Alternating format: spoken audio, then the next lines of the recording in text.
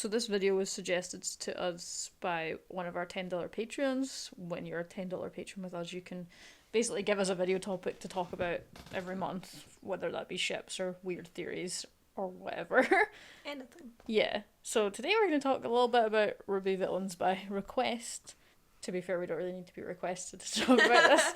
I will literally talk about them for 6 hours straight. So yeah, you used to strap be... in. You used to be like, I mean, you still are a villain stan, but like that used to be... That was my life. That, yeah, for RWBY. So... Yeah, I kind of like took you away from the dark side a little bit when we got to know each other. And I brought you over to the dark side a little. No. Yeah, because Mercury, man. Mercury's your bro now. I always liked Mercury. Well, you love him more now. Okay. I guess I'll cave on that one. Yeah. So, who is your favourite RWBY villain then? That's really hard. Because I really love all of them, but I'm gonna have to go with Neo. Because... Whoa, surprise. Shock. But she is my favourite. Yeah. I feel like there's so much to her. I just want to know more about her. Yeah. That's like the only gripe I have about it. Is that I want to know more about her. She's my fave, but I want more. I'm trying to think who would my favourite be. You've got a lot to choose from. Yeah. I do like Mercury a lot. I refer to Mercury as my shitbag son. Shitbag son. Yeah. I'm warming up to Cinder, but she's definitely not top level here. Just you wait. It's coming. It's gonna be everyone's fave soon. Again with Salem, I'm starting to enjoy Salem, but she's not here yet. You know what? I probably would end up going with Neo, to be honest, because you do love Neo. I do actually really like Neo. And I liked her a lot before you got involved too. I thought she was cool. Cool. You've made it worse. Cool. Yeah. She's so cool. She's as cool as ice cream, you could say. I mean, she also was pretty fucking badass in the last volume too. Now that she's like back and more regular in the show, like. Yeah, she's like her back again. Her scheming is entertaining, and her like weird relationship with Cinder is entertaining. Her expressions are great. Her fighting style is cool as fuck. You can't not. And then there's so much potential, like, for her backstory. Like, we obviously have hints, but there's just so much there. And her design is just like chef's kiss. Magnifique. And the fact for a character that doesn't talk, like. You get a lot out of her. Yeah, for a character that says very little. Yeah. In fact, you could say she says nothing at all. Yeah. She really is one of the most dynamic characters. Was this about the villains or about Neo? This video's not surprised. Anyway, what's the next question? Any villain or anti-hero... Actually, who would you like to see more fleshed out? Obviously Neo. And also Cinder. But Cinder, too, is a big one for me. Actually, I'd kind of like to see a lot of the villains fleshed out a little bit more. Like, I would like to see a little bit more of Mercury. Like, I feel like realistically, you're just not gonna get it. I know I'm not gonna. But a girl can dream, so... Yeah. Unless they do, like, a villain spin-off show at some point, which I would love. love that. But, yeah. Rooster Teeth, please. Please. Just... give me a little sideshow. It could be like The Office, but for villains. I promise, it would work so good. Oh my god. But, like, when we had that little bit with Mercury and Emerald, when they were kind of, like, talking about where they came from a little bit. And they were doing a bit of a fight at the same time. A little bit of a fight, and then obviously we had that episode in Volume 3. What, the flashback episode? The flashback episode, yeah. So we know, like, a little bit about Mercury and Emerald. There's so much more to that, though. Yeah. Like, I want to see their perspective of their backstories, not Cinder's perspective of their backstories, you know? I mean, we got a wee bit of Mercury's perspective on it in Volume 6, to be fair. Yeah. Which was interesting about his daddy. Well, his shitbag of a dad. He was a terrible dad. We can agree on that. Yeah. But, the top of the list would be Cinder. And then Neo. I feel like Cinder and Neo are kind of... Yeah, all of them do a wee bit more, but Cinder and Neo look like they're going to be sort of ones we're going to have for a while. Who are going to make or break some things. Plus, I also just have to throw in here that the most iconic scene of Cinder was definitely that hallway scene. When she was walking and the Those shot Rogue One was vibes. like Those Rogue One vibes were pretty strong. chef's kiss, man. That was Yeah. one of the best things I've seen. Well, that was definitely one of the best Cinder scenes of Yeah. the show, easily. Fantastic. Because she actually was threatening. Like, I was like, oh perfection. shit. When she showed up in that hallway, there was the actual fear for the characters.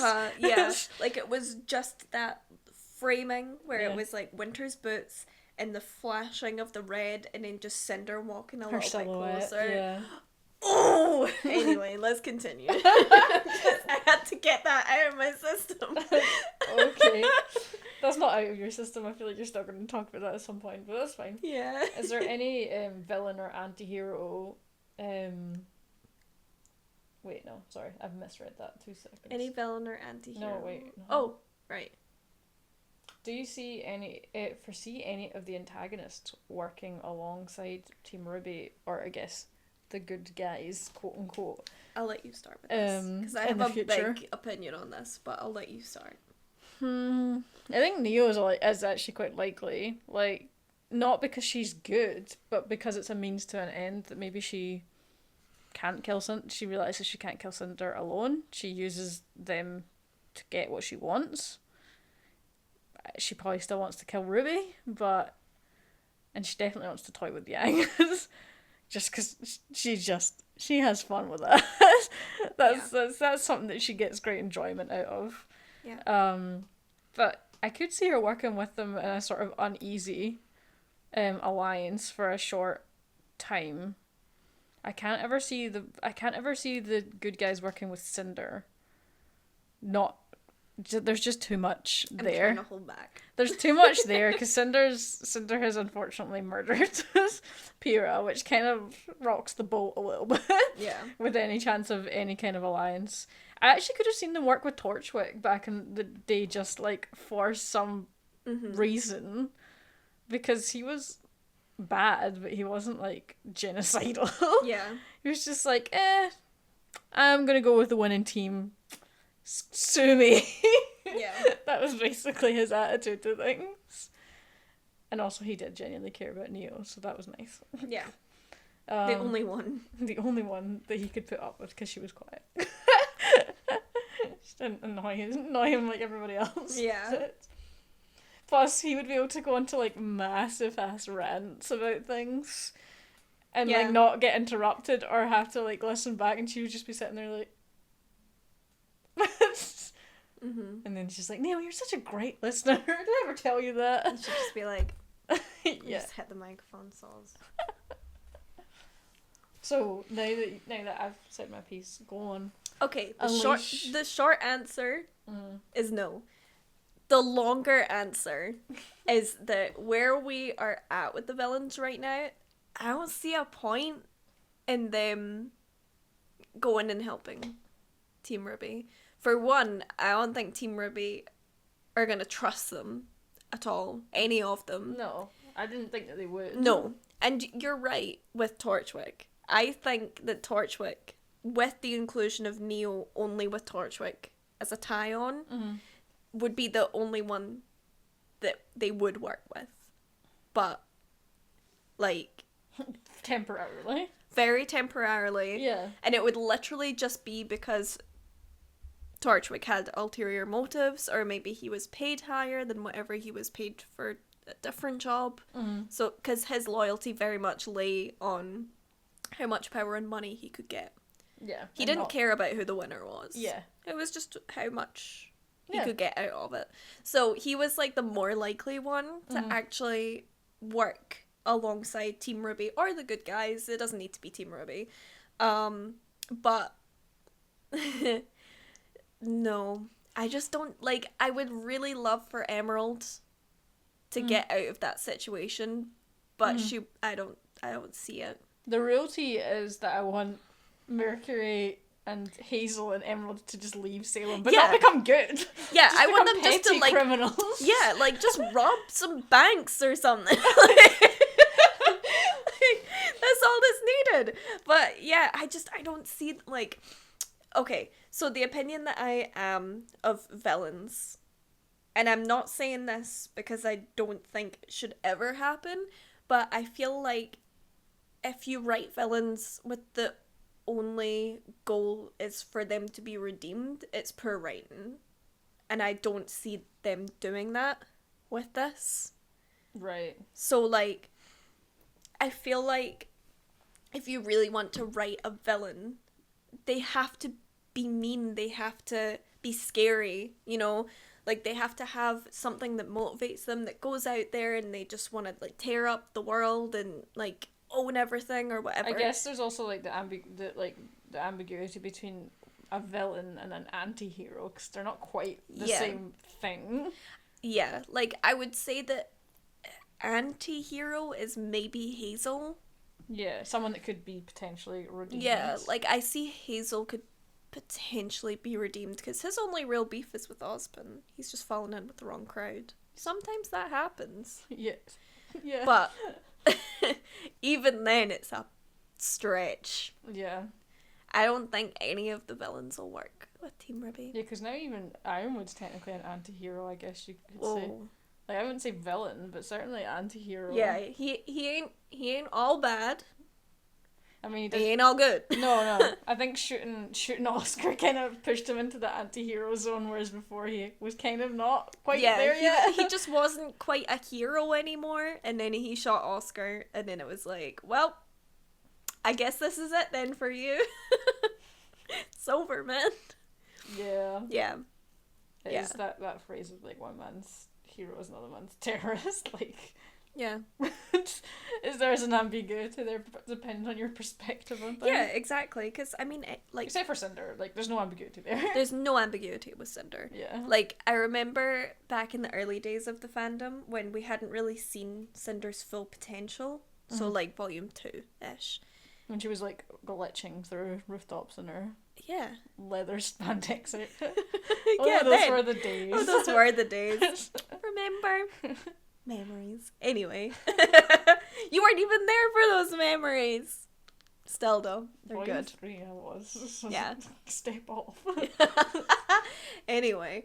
Around about that time, people were like, Cinder's a cool villain, but, like, we would like to see her working with Team RWBY for some other reason, like in the future. Obviously none of us knew where it was going at that point, and I remember at that point thinking, yeah, that could be quite pretty interesting, like the different power dynamic of, like, her being this, like, scary, like, villain, and then swapping over sides to, like, work with them instead. But, like, she's killed at least, like, 2 people on screen.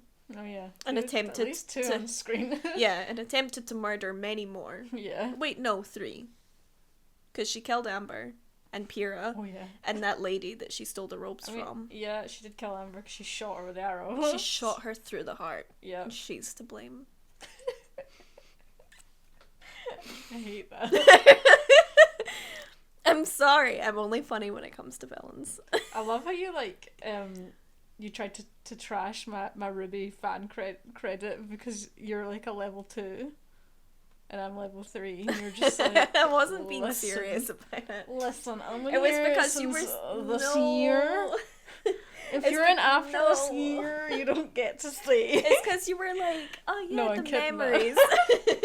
It's just some people are legit. Some people are actually like that. Like, no. That's not okay. Yeah, just because you happen to come into it later to the game, like, oh well. I hate that with literally anything, though. Like, oh my god, when did you start listening to this band? Just their newest album? Well, I've been a fan of them since I saw them when they were, like, only 2 fans in the crowd. I was one of them. You know what? That's the real villain in this video. That's the real villain. People like that. Don't be a gatekeeper for anything, ever, in life. It's not okay. Yeah, unless you're, like, in Dungeons and Dragons and you're, like, protecting something, then you can be a gatekeeper. Unless you actually, like, keep gates. Unless it's an actual gate. Yeah, if it's an actual gate... Yeah, if it's an actual gate, I don't know why you're here, but keep your gates. But if you're a gatekeeper, nah. Wait, are we the real villains? Are we the baddies? Oh my god. For this? We've lived long enough to see ourselves become the villains. I know. Yeah, I'm sorry, but there was some interesting points and then there was this ending.